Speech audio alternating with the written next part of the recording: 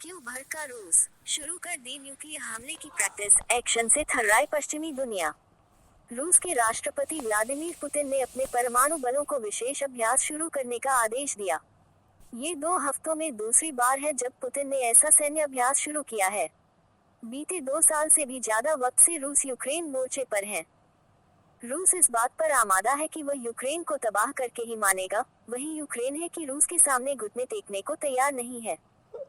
अब ये युद्ध सबसे कठिन दौर में प्रवेश कर गया है क्योंकि रूस के राष्ट्रपति व्लादिमीर पुतिन ने अपने परमाणु बलों को विशेष अभ्यास शुरू करने का आदेश दिया।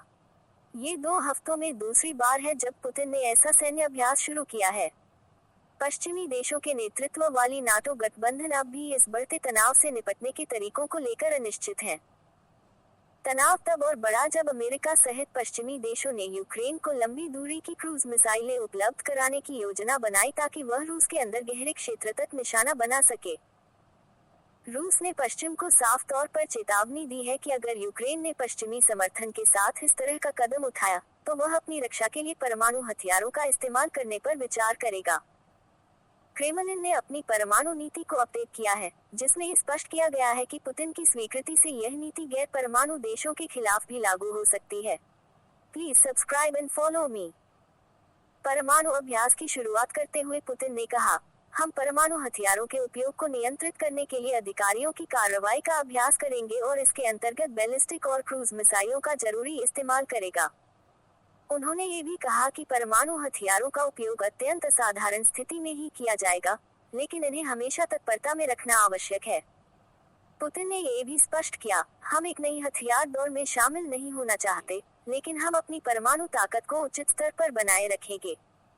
नाटो ने रूस पर गंभीर आरोप लगाए हैं, जिसमें उत्तर कोरिया द्वारा रूस को यूक्रेन में लड़ने के लिए सैनिक भेजने का मुद्दा शामिल है।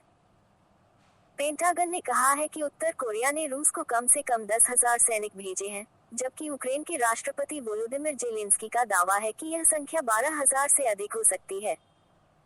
पेंटागन की deputy press secretary Sabrina Singh ने कहा, हमें विश्वास है कि डीपीआरके ने कुल मिलाकर लगभग 10,000 सैनिक रूस के पूर्वी क्षेत्र में प्रशिक्षण के लिए भेजे हैं। इनमें से कुछ सैनिक यूक्रेन के करीब पहुंच गए हैं और हमें चिंता है कि रूस इन सैनिकों का उपयोग यूक्रेन के खिलाफ युद्ध में करेगा। पुतिन ने अपने देश की रक्षा के मुद्दे पर स्पष्ट करते हुए कहा कि यह केवल रूस का आंतरिक मामला है। उन्होंने ये भी कहा कि अगर यूक्रेन नाटो में शामिल होने का निर्णय लेता है, तो रूस भी अपनी सुरक्षा को लेकर जो जरूरी होगा, वह करेगा। रूसी सेना ने अपने हालिया अभ्यास के दौरान टीवा क्षेत्र में भी प्रशिक्षण किया, जो मॉस्को के उत्तर पश्चिम में स्थित है। इस अभ्यास में याज इंटरकॉन्टिनेंटल बैलिस्टिक मिसाइल (ICBM) जैसे उपकरणों का भी इस्तेमाल किया गया, जो अमेरिका के हर कोने तक प्रहार करने में सक्षम है। रूस और अमेरिका दुनिया के कुल परमाणु हथियारों के 88% का नियंत्रण रखते हैं।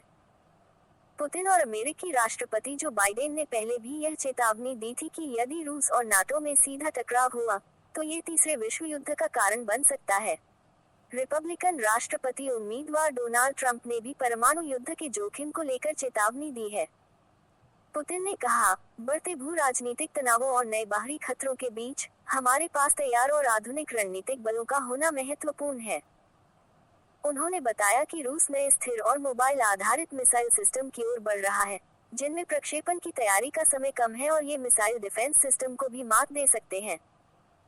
वहीं पेंटागन ने स्पष्ट किया है कि अगर उत्तर कोरिया रूस का समर्थन करने के लिए सैनिक भेजता है, तो अमेरिका यूक्रेन के हथियारों के उपयोग पर कोई नई सीमाएं नहीं लगाएगा।